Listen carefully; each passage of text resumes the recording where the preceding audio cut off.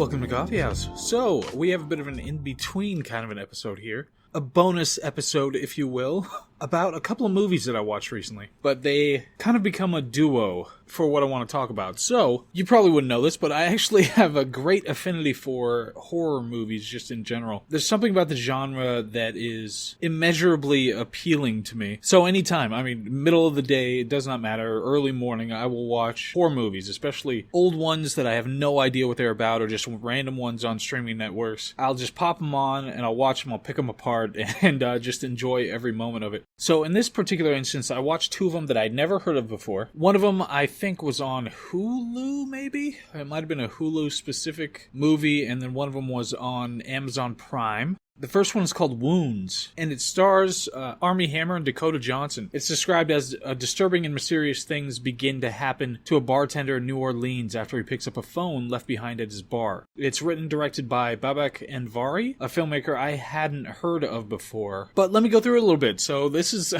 fun stuff for me, so just bear with me. I think most critics miss the point, because both of these movies are kind of have a middling scores, but there are things about them that I think are important to understand what horror is and what people are, just really in general. So for Wounds, the critics mostly probably expected just a basic horror movie, so that's where they were looking for, is a basic horror elements in a horror movie. But there's a reason that the filmmaker in that instance got really legitimate actors here. Armie Hammer, that's definitely a known actor. He's got a strange name, but he was in The Social Network. He even had an action vehicle that did not do so well. Dakota Johnson, was she 50 Shades of Grey? I know she's been in a few things, but anyway, so both of them are legitimate actors. But the movie itself, Wounds, is actually based on a novella. I can't remember the name of the novella, but that's what it's based on. So it starts out, I'll give you a little bit of a description, but it starts out that this guy, Armie Hammer's character, he works at a bar. It's just kind of a divey bar. It's got cockroaches, not a great place, but that's where he works. And he's got a friend there, this girl, and her boyfriend, and they're just kind of drinking there. There aren't many patrons in the bar, but they're just kind of, shooting the whatever together. So they've got a little bit of back and forth. There's a little bit of tension between him, Armie Hammer, and the boyfriend, because it seems like he has a little bit of a thing for his friend. And his other friend is there, who's kind of a gruff fella, just hanging out. And these kids come into the bar, and things get a little out of hand, and there's a fight, and one of the kids ends up stabbing his friend in the cheek with a broken bottle. So you've got this kind of a setup. So his friend is injured and has to go home. He says, no, I'm not, I don't need to go to the hospital. I'm just going to go home. I'll be fine. He's got a really serious injury. But Armie Hammer's just trying to deal with this stuff. He goes home and runs into his girlfriend, who's Dakota Johnson. And she's a student, and there seems to be a little bit of tension between them two. You're not really sure what's going on. He's got these suspicions that she's seeing her professor, and they just don't have the ideal kind of a relationship at this stage. So he's kind of a jerk to people. And one thing that you realize as you're going through, you get to know his character a little bit more, is that he's not a great guy. He's not thoughtful, he's mean to people, but he had picked up this phone that was left by the kids who were at the bar. He had picked up this phone, and the phone starts getting these text messages and these calls that would just have these weird noises on the other end. And the text messages would be really strange things, like one of them was a picture of a bunch of human teeth in a pile. So he'd be getting these things, and they start kind of messing with him. And then he starts noticing these wounds on his body that just start appearing. And he doesn't know where they're coming from, and he's trying to figure this out as you see him interacting with more of the people, and you see kind of how selfishly he acts and how he doesn't seem to really care about the people. But he'll go check on his friend, and his friend will be getting worse and worse, and he talks to the friend who got stabbed in the face, and then he talks to his other friend, the girl, who shows up. She's just had a fight with her boyfriend, and so he kind of swoops in to try to, make something out of it for himself. And that doesn't go especially well. But so over this whole time, you're getting the idea that he's not the greatest guy. He's selfish. He doesn't want to help people for the sake of them, for their sake. He wants to do it for things that he could get out of it. So it escalates. He learns from the texts and talking to the kids that there's some kind of a theory. His girlfriend starts watching these videos, and there's this theory about how there's like this entity, this eternal higher up entity that tries to make its way through people's wounds wounds, and it inhabits people, and it uses people as a vessel for going through their wounds to get into the world. So it increases. He goes to see his friend's so much worse, and it's just really, really bad. He has this blow up at work and gets fired. Everything falls through with the other friend, the girl. Things with his girlfriend are going very poorly, and they get worse as she starts becoming catatonic and just talking about these videos and what's coming through on the phone. And so eventually, of course, there's a lovely happy ending where he rides off into the sunset on a white horse with a princess or something like that. Anyway, the point of this particular movie is that he himself is a toxic person. And this is represented physically by the wounds that he gets. So over time, they get worse and worse, and he doesn't know where they're coming from. He isn't capable of diagnosing it. But the reality is it's his toxicity. And so you get that throughout the movie. The point is to be kind of an expression of the toxicity of somebody and how it affects all the people around them, and how the people around them, try to get away, but often aren't able to, and they're brought down by somebody's centralized toxicity. So metaphorically and thematically, it has this broader structure and this broader idea, and it's set in terms of a horror movie. So just put a pin in that, and then we move on to the second movie. The second movie is called Apartment 212, and there's an alternative on IMDb. It's called Gnaw, Gnaw. I'm glad they changed the name. Apartment 212 just is kind of a more standard name, but like most people see the word gnaw, and it's a word that doesn't look particularly right because it's silent G. So I appreciate the changing of it, but for some reason it's still on IMDb in that way. So anyway, Apartment 212. Here's the blurb about it. Jennifer is starting a new life away from an abusive ex-husband, but falls into paranoia and fear as something eats her a bite at a time as she sleeps. She must confront her fears to wage a final battle for survival before the last bite. So the star in this, the main girl, is Penelope Mitchell. I'd never heard of this person before. I know she'd shown up in things that I've seen, but she's the center of this movie. Okay, so she's a domestic violence victim, so it opens up where she is trying to start over. She gets to this apartment building, it's not great, the people aren't great there, but it's her new start getting away from this abusive ex-husband, or husband. I don't think they actually got divorced, so this abusive husband. And she gets in, she has a bruise on her arm, nothing too serious, but she befriends this guy, which I love their little dynamic throughout this movie. I think it was done well, the way these two interact. There's this guy, he's like a middle-aged guy, he's a little overweight, he's balding, he's just a nice guy who's trying to help her out and be there for a neighbor. And so she's trying to figure things out, and she first sees a woman in a neighboring apartment who has bruises all over her. It looks like she has these open wounds, she's bloodied, and she sees her husband yelling at her. And so she sees, the echoes of the experience that she just had with her ex-husband, and asks about it, but everybody's mum about what's going on. And so when she tries to sleep at night in her apartment, she'll hear from this just sobbing and weeping from the neighboring apartment. And this keeps happening and keeps happening. And again, so obviously spoilers. I don't know if you noticed with the last one, but spoilers for these movies. If you want to go watch them, I would advise, if you like just horror in general, or just kind of movies, psychological horror movies, then I'd advise go watching these before you finish this episode, just so you can get an idea. You can experience it as it happens. So anyway. Spoilers. So she goes and she sees what's happening to this woman who's her neighbor, and runs into her at one point, trying to go apologize because she was yelling through the wall, telling her to shut up eventually. It got bad, worse and worse and worse. And so she's yelling, just shut up, stop it. So she went to go over to apologize. And then while she's there trying to apologize through the door, the woman blows her own head off with a shotgun. So this is, obviously really shakes her up. Her husband finds out where she is and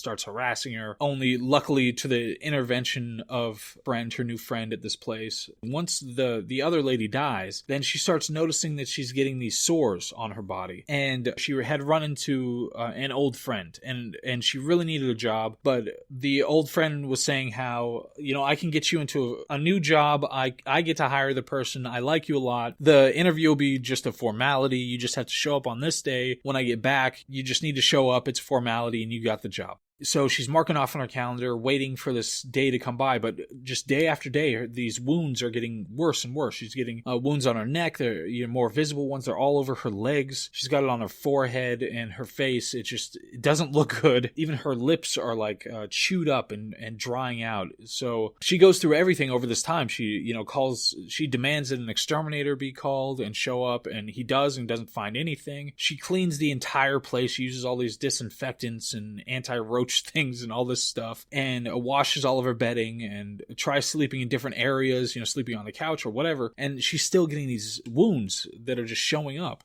So she doesn't know what to do, but it gets to the day, and she's manic. She's barely slept over the course of a couple of weeks, and so she's just manic, and she's like, I have to go to this interview because I need this job desperately. And so she shows up, but she is absolutely wrecked. She's got just open wounds all over her body. Her lips look disgusting. Her hair is a mess. Her eyes are all bloodshot because she hasn't been sleeping. So she shows up at this place, and everybody's giving her looks like, what is wrong with this girl? She goes into the interview, and she meets with her friend's partner first, who is just flabbergasted. Then her friend comes in, and he eventually just says, no, this isn't happening. This person is not the right fit for our company. And so she leaves, and this is a devastation. She just doesn't know what to do. She considers going back to the abusive husband, but at the last second, she decides against it and returns to this apartment where she's just getting eaten alive. She snaps at her friend tries to help her, and all these things keep going on, and then eventually you've got this reveal of there actually was something in that apartment, and it's this little bat-looking thing, and it's awesome. It is such a great little monster. I absolutely loved this moment in this movie. So I'd turned away. I think I was working, because generally I'll turn on just a horror movie because I get all the beats. I know how these things are structured, so it's easy to watch these. But while I'm answering Discovery or something like that, so I turned away, and when I look back, I see this little this little bastard who just looks so right for what it's supposed to do. And then she has this epic battle with this thing over the course of a lengthy period of time, where she's fighting and fighting and fighting against it. And there are all these symbolic thematic things. Like, one of the things, a through line throughout the whole movie was that she was a bad cook. She was a terrible cook, and this is something that her husband would say and be abusive about.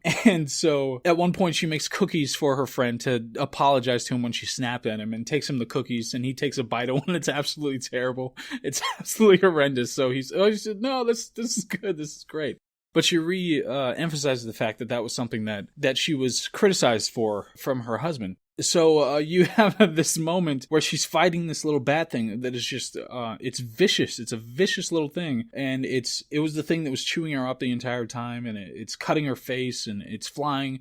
She eventually, gains the strength. Her friend comes and tries to help her, and he's like, what's going on? What's going on? Are you okay? Okay, I'm going to go get help. And he goes to leave, and the bat thing attacks him and knocks him off the balcony. Oh, I loved this moment. Just everything about this fight. I was just enraptured. I was totally into it. So she's fighting it, and eventually she gets it. She's beating the hell out of it. She's punching it. She's hitting it with things. She's smashing it against stuff in this bag, but it just keeps coming.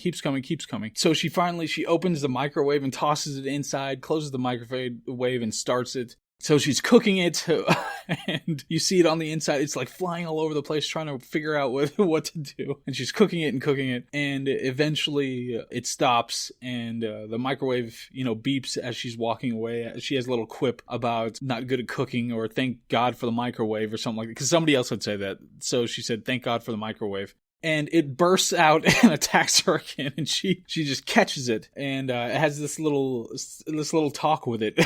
It's the moment in the movie where she finds her courage. It's not something, even though she defeated the monster, she has to find her courage to actually defeat it. And so it turns back into this little idol thing instead of the evil little bat monster that it was. So having done that, then there's the sequence at the end where she effects revenge on her ex-husband while feigning to return to him. And that's the end of the movie. So anyway, the whole point of this movie is that it's structured around the idea of gaining the courage to be able to move on and defend yourself and get out of an abusive relationship. So that's the whole point. And so you have it, the whole movie has these markers throughout where, like, at one point you understand that she's getting these wounds and she's saying that I didn't do these things to myself, and she's trying to tell people I didn't do these things to myself, and but there must be these critters running around and biting me and all these sorts of things, and people don't believe her, and some of them want to help her but say, you've got to come clean about what's going on. So there are all these parallels, related to abuse, domestic abuse. And the way that the domestic abuse, the injuries that she has, the way that affects her ability to be able to function in the world, to be able to relate to people and interact with people and get jobs and things like that. So the whole thing is an allegory for domestic abuse and domestic violence.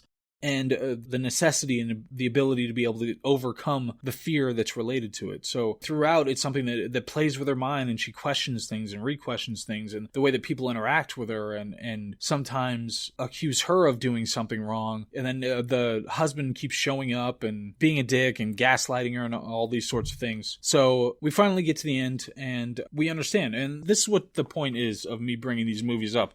Is that this is the kind of horror movie at its best. It's that it takes a human trauma and it tries to create something cathartic out of it. And sometimes it's more explicit. Like we talked about Midsummer. That was one of them that I did a whole episode on at one point, where the whole thing is an allegory for being able to let go of a toxic relationship. So it wasn't as clear, it wasn't as ostensible, the abuse, but it was just the toxicity between the two characters that was something that you had to understand throughout the movie, and how it was a return to accepting the family that you have and siding with the family that you have and siding with yourself over, the need to be in a toxic relationship. And then for these two movies, it has a lot of the same ideas. When you watch an average horror movie, that's one of the things that it always starts out with, is that you'll have, a family in flux. There'll be something bad that's happening. Then you descend into the horror movie, and the horror movie is you working out the ideas related to, your grief, to your fear about the future, your fear about what can happen to you and what has happened to people you care about. Horror's really exploring what is most terrifying to us. And more often, the things that are most terrifying are what's inside rather than what's outside. And so for these two movies, Wounds, it was about the toxicity that's really inside of you and how that tends to decay, not just you, but the things that are around you and hurt the people that are around you. And then in Apartment 212, being too weak to stand up to somebody who's